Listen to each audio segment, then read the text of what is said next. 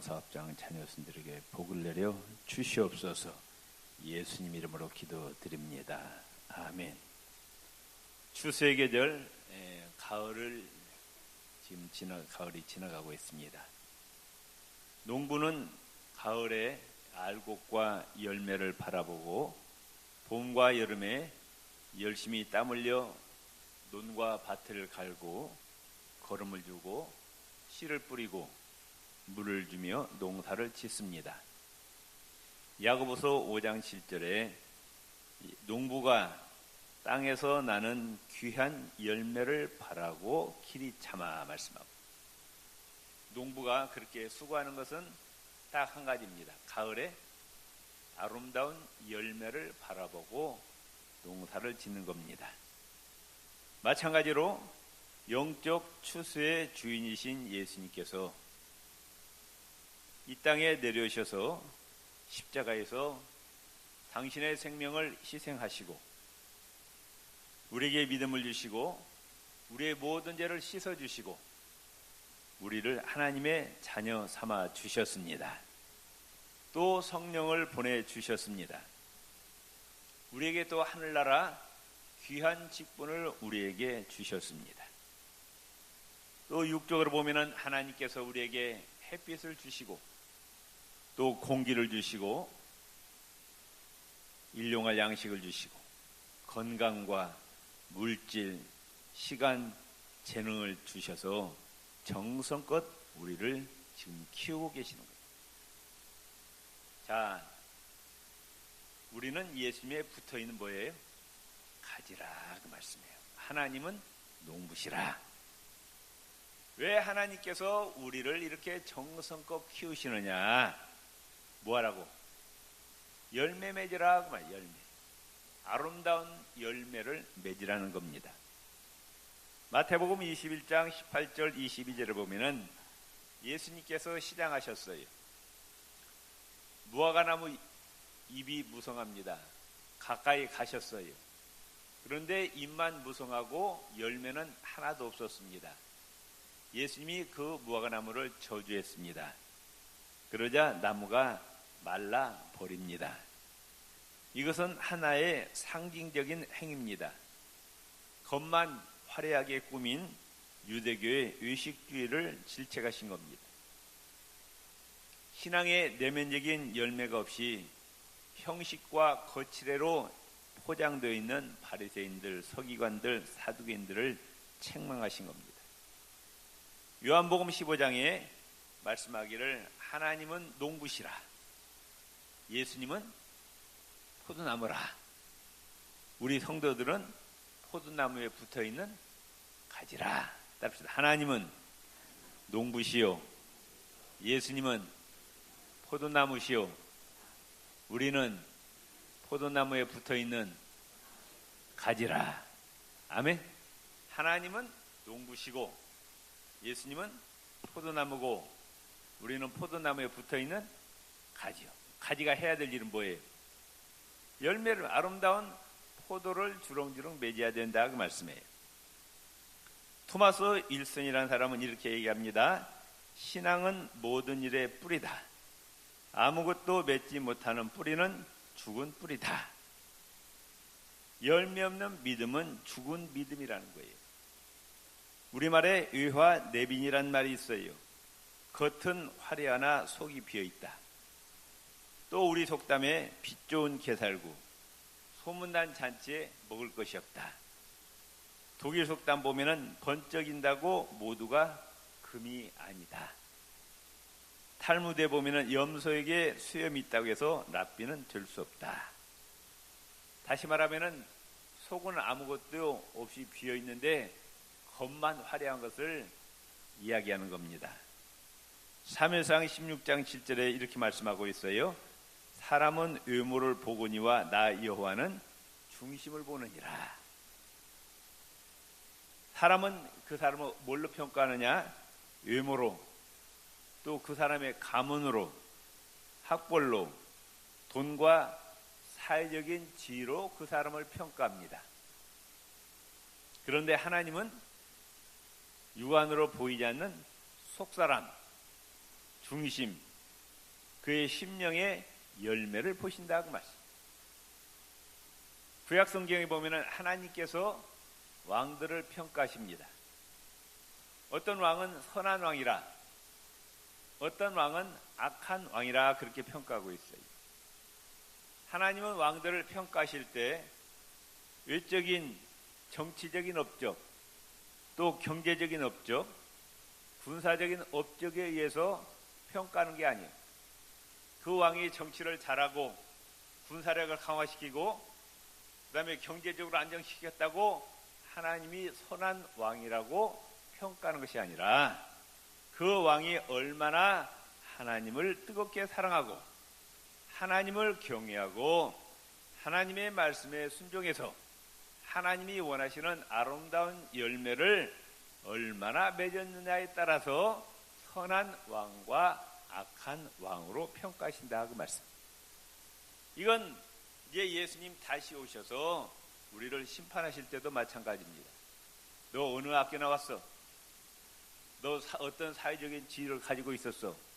네 재산이 얼마나 돼? 이걸로 평가하는 것이 아니라 하나님이 원하시는 열매를 내놓으라는 거예요. 다시 말씀드립니다. 하나님 무엇이라?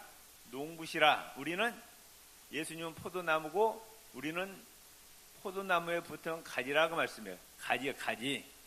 우리가 해야 될 일은 뭐예요? 열매를 맺어, 열매. 농부가 원하는 아름다운 열매를 맺어야 된다 그 말씀이에요. 에베소서 5장 11절에 너희는 열매 없는 어둠의 일에 참여하지 말고 도리어 책망하라. 열매 없는 일에 시간과 물질을 낭비하지 말라 그 말씀이에요. 죄 짓는 일에 낭비하지 말라는 거예요. 마태복음 21장 43절에 그러므로 내가 너희에게 이르노니 하나님의 나라를 열매 없는 너희는 빼앗기고 그 나라에 열매 맺는 백성이 받으리라. 구약의 이스라엘 백성들 택하셨어요. 하나님이 특별히. 그런데 그들이 하나님이 원하시는 아름다운 열매를 맺는 데 실패합니다. 그래서 하나님의 축복이 이스라엘을 떠나서 영적 이스라엘 백성들인 우리에게 돌아왔다 그 말씀이에요. 그가 참된 하나님의 백성인가 아닌가? 그가 알곡 신자인지 쭉정이 신자인지 뭘 보면 알 수 있다? 열매를 보면 알 수 있다. 열매를. 마태복음 7장 21절에 이러므로 그의 열매로 그들을 알리라. 뭘로? 열매로 보면은 그 사람이 진짜 신자인가 가짜 신자인가 알 수 있다는 거예요. 누가복음 6장 44절에 나무는 각각 그 열매로 아나니 가시나무에서 무화과를 또는 찔레서 포도를 따지 못한다. 마태복음 7장 오늘 16절 18절에 그의 열매로 그들을 알지니 가시나무에서 포도를 또는 엉겅퀴에서 무화과를 따겠느냐. 이와 같이 좋은 나무마다 아름다운 열매를 맺고 못된 나무가 나쁜 열매를 맺나니 좋은 나무가 나쁜 열매를 맺을 수 없고 못된 나무가 아름다운 열매를 맺지 못하느니라. 좋은 나무는 저절로 아름다운 열매를 맺고 나쁜 나무는 아무리 노력해도 나쁜 열매를 맺는다 그 말씀이에요. 신실한 하나님의 백성은 하나님께서 원하시는 아름다운 참된 열매를 맺고 거짓된 자들은 나쁜 열매를 맺는다. 요즘 텔레비라든지 신문에 보면은 사이비 이단 교주 이야기가 나오잖아요. 네? 보세요. 그들이 지금 맺는 열매가 좋은 열매예요, 나쁜 열매예요. 그러니까 이 나쁜 열매 맺으니까 손가락질을 받고 쇠고랑 차고 교도소 들어간다 그 말. 사이비 교주들 보세요. 이단 사이비 교주들. 신천지라든지 또 이단 사이비 교주를 보면은 자기를 신격화해요. 신격화. 겸손하지 못해.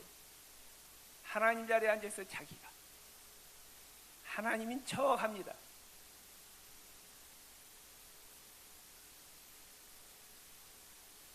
그 사이비들 교주 보면은 설교할 때 이 강대상 위에서 뭐가 반짝반짝반짝하게 막 내려요. 가지고 자기가 약간 신비스럽게 그렇게 만들어요.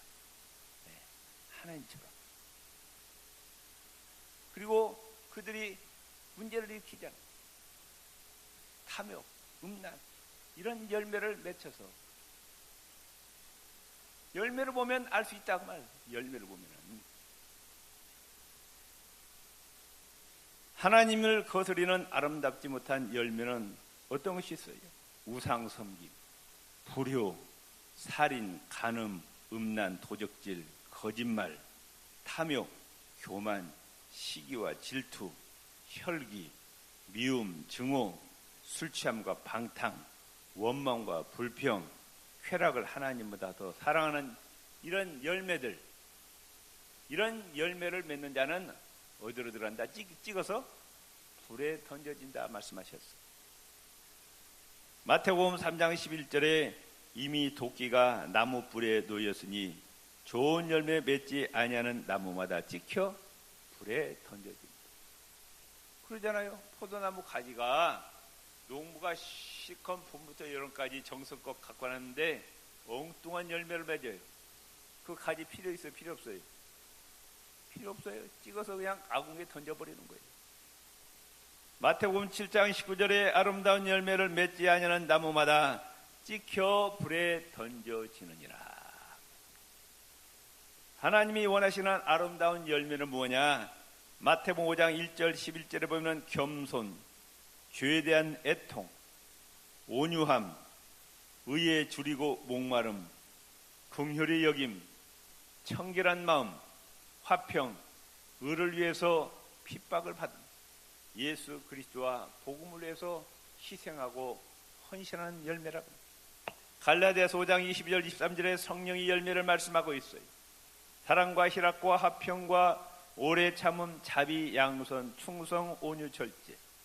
베드로서 1장 4절 7절에 믿음, 덕, 지식, 절제, 인내, 경건, 형제 우애, 사랑의 열매.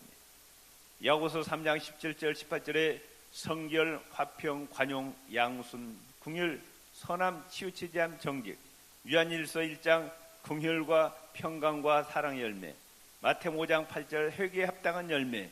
에베소서 5장 9절에 착함과 의로움과 진실함의 빛의 열매. 히브리서 13장 15절 찬양과 감사의 열매. 하나님 사랑과 이웃 사랑의 열매. 예배 열심히 드리고 말씀 보고 기도하고 찬양하고 봉사하고 충성, 전도, 구제 열매라. 마태복음 7장 21절에 말씀하고 있어요. 나더러 주여 주여 하는 자마다 다 천국에 들어갈 것이 아니요 다만 하늘에 계신 내 아버지의 뜻대로 행하는 자라야 들어가리라. 아름다운 열매를 맺어야 천국에 들어갈 수 있다고 말씀하고 있어요.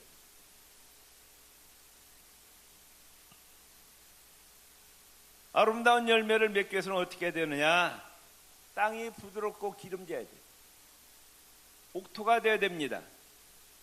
단단한 땅에는 아무리 좋은 씨가 뿌려져도 뿌리가 내리지 못하므로 열매를 맺지 못합니다. 완악한 심령은 성령의 불로 갈아서 엎어버려야 돼요. 은혜와 성령이 충만한 심령이 되시기를 바랍니다. 그럴 때 하나님의 말씀 씨앗이 우리 옥토 같은 심령밭에 떨어질 때 30배, 60배, 100배의 결실을 맺는다. 또 아름다운 열매를 맺기 위해서, 자, 포도나무가 있어요. 거기 뭐가 붙어있다? 가지가 붙어있다 그 말씀. 우리는 뭐예요? 포도나무예요? 가지예요? 가지예요. 포도나무는 예수님이시라고 말씀. 아름다운 열매를 맺으려면 가지가 포도나무에 붙어 있어야 돼요. 마찬가지로 우리는 누구에게 붙어 있어야 된다? 예수님과 연합해야 된다. 예수님 안에 거해야 하나님이 원하시는 아름다운 열매를 맺을 수 있다고 말씀해요. 미국에 유명한 두 가수가 있었어요. 하나는 우리가 잘 아는 엘비스 프레슬리입니다. 미시시피 강가에 가난한 집 외아들로 태어났어요. 학교 교육을 제대로 받지 못했습니다. 19살 때부터 운전수가 되어서 주급 14달러를 받았어요. 그런데 노래를 너무 잘 부릅니다. 미국 역사상 최고의 수입을 벌어들인 사람이 되었어요. 근데 엘비스 프레슬리의 친구가 벳이라는 가수가 있었어요. 한 번은 엘비스 프레슬리가 쇼에 출연하기 위해서 가다가 친구 벳을 만났어요. 엘비스가 묻습니다. 어디 가냐? 벳이 대답하기를 선교대에 찬송을 부르러 간다. 그러니까 이 엘비스가 비웃으면서 말하기를, 야, 너 잘못된 거 아니야? 쇼에 나가야 돈을 벌지 선교대에 따라다닌다고 누가 돈 주냐? 그런데 나중에 어떻게 되었느냐?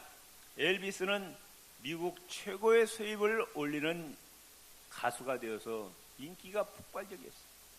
옛날 60년대, 70년대 엘비스 프레슬리 모르는 사람 없잖아요. 세계적인 가수였습니다. 그런데 그의 10년 가운데 평안함이 없어요. 그래서 이런 이야기합니다. 나를 일주일만 평안하게 살게 해준다면 일주일에 $100만 지불하겠다. 제발 좀 내 마음에 평안을 주면은 그 사람에게 한 주간 동안에 $100만 준다고 그랬어요.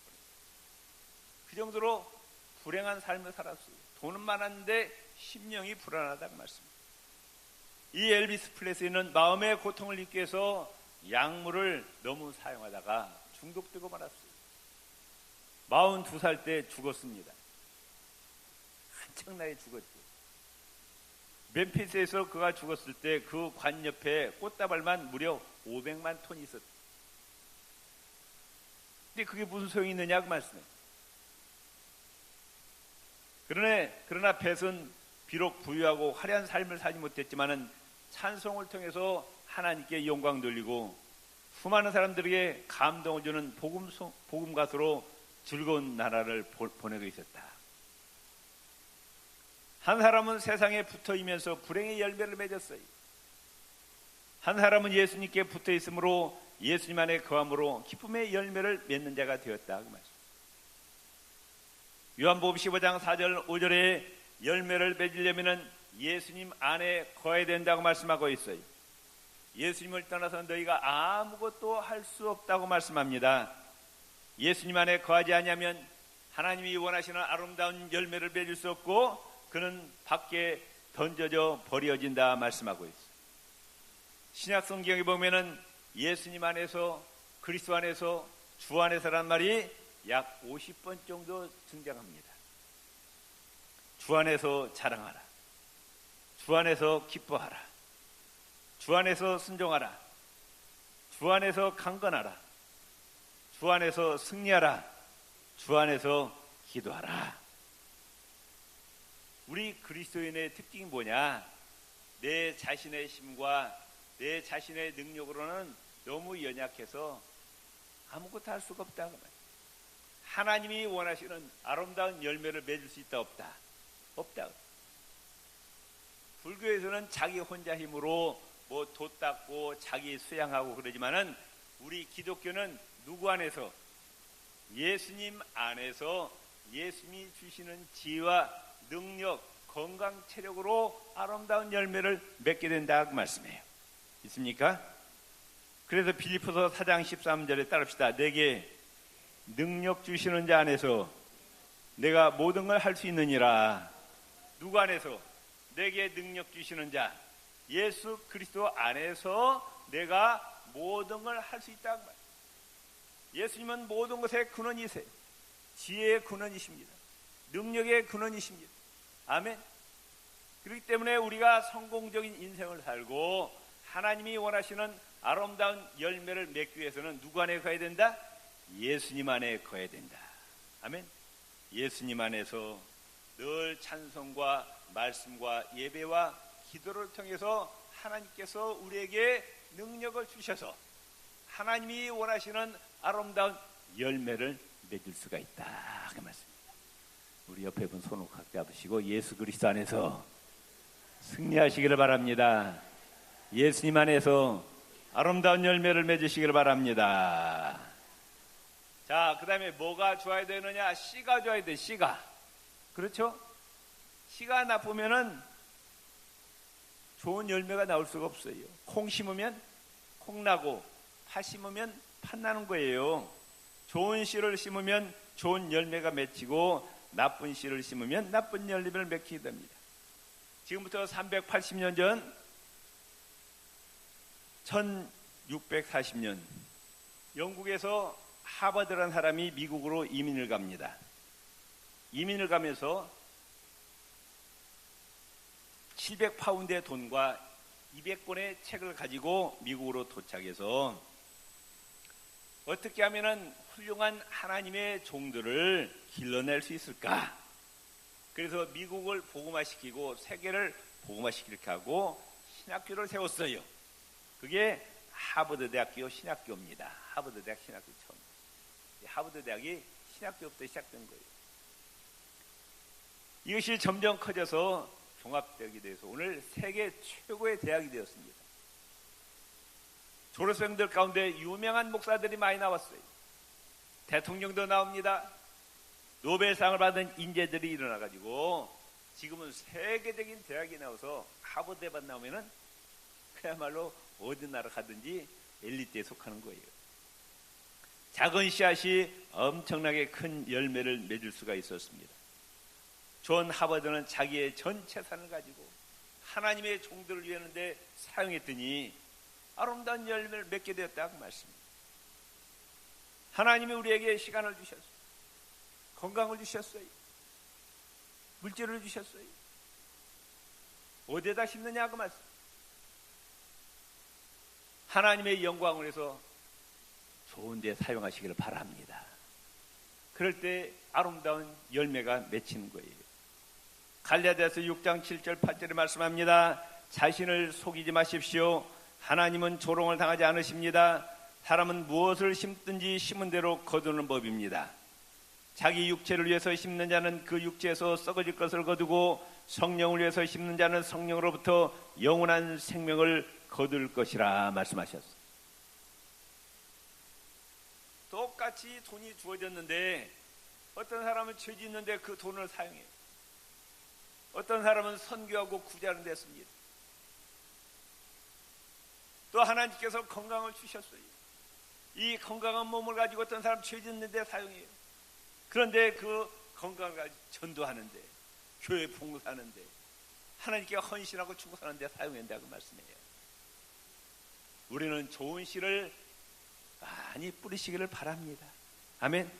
많이 뿌려야 많은 열매를 거둔다고 말씀해요. 하나님의 영광을 위해서 시간과 물질, 건강, 재능을 부지런히 많이 심으시기를 바랍니다. 아멘. 다음에 요한복음 15장 2절에 보면은 무릇 과실을 맺는 가지는 더 과실을 맺게 하려고 이를 깨끗게 하시느니라 그래. 깨끗게 한다. 원의 뜻 뭐냐?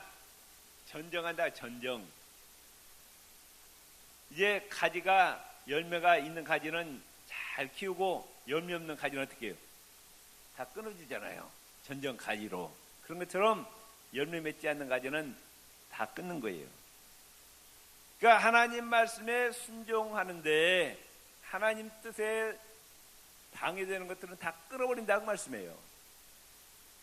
우리가 신앙생활하는데 방해되는 것들을 어떻게 해야 돼요? 끊어버려야 돼요. 과감하게. 미련두면 안 된다고 말씀. 아브라함의 위대한 신앙은 끊을 것을 끊을 때 한 단계씩 올라갑니다.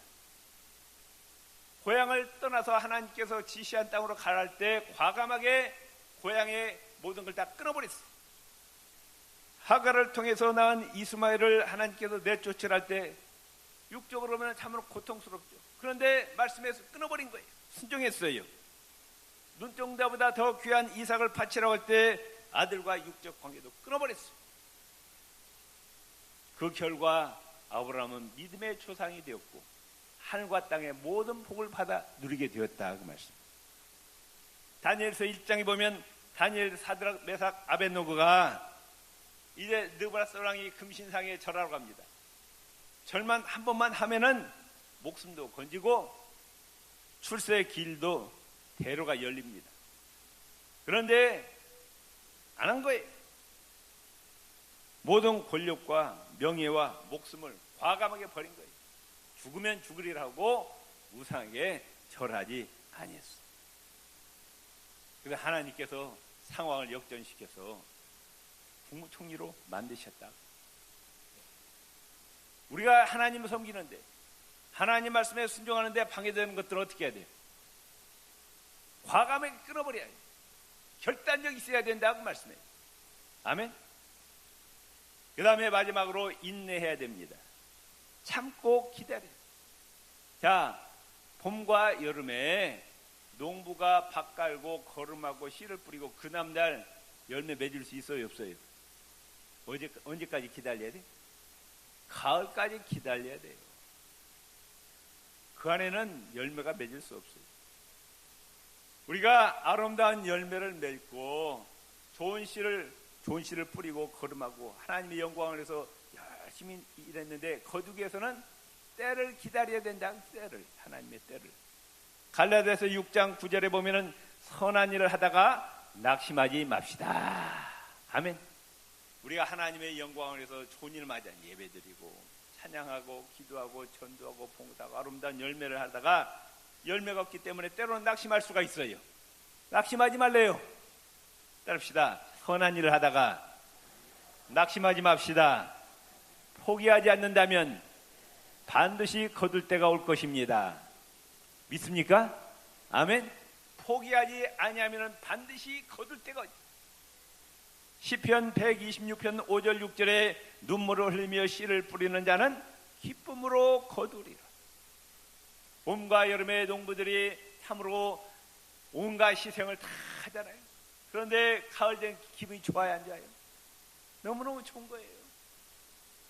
눈물을 흘리며 씨를 뿌리는 자는 기쁨으로 거두리로다. 울며 씨를 뿌리러 나가는 자는 정녕 기쁨으로 그 단을 가지고 돌아오리라 말씀하셨어요. 인류의 추수 때가 다가오고 있어요. 조만간 추수꾼이신 예수님께서 다시 오십니다. 모든 인류를 모아놓고 알곡과 쭉정이를 구분하십니다. 내가 너를 위해서 십자가에 희생했느니라. 너에게 영생을 주었느니라. 내가 너에게 건강을 주고 물질을 주고 시간을 주었다. 자, 하나님이 원하시는 아름다운 열매를 내보게 됩니다. 우리는 주님 앞에 보일 아름다운 열매가 있어야 된다고 말씀. 좋은 마음밭을 준비하시고 예수님과 늘 아름다운 영적 교제에 힘쓰시기 바랍니다. 주님께서 주시는 능력으로 좋은 씨를 뿌리고 아름다운 열매를 맺으시기를 주의 이름으로 축원을 드립니다. 기도하시겠습니다. 하나님 아버지, 추수의 계절 가을이 지나면서 우리의 영적 추수꾼이신 예수님 앞에 아름다운 열매를 맺는 저희들 되게 하여 주시옵소서. 하나님 능력 주시옵소서. 말씀대로 순종케 하여 주시옵소서. 예수님 이름으로 기도드립니다. 아멘.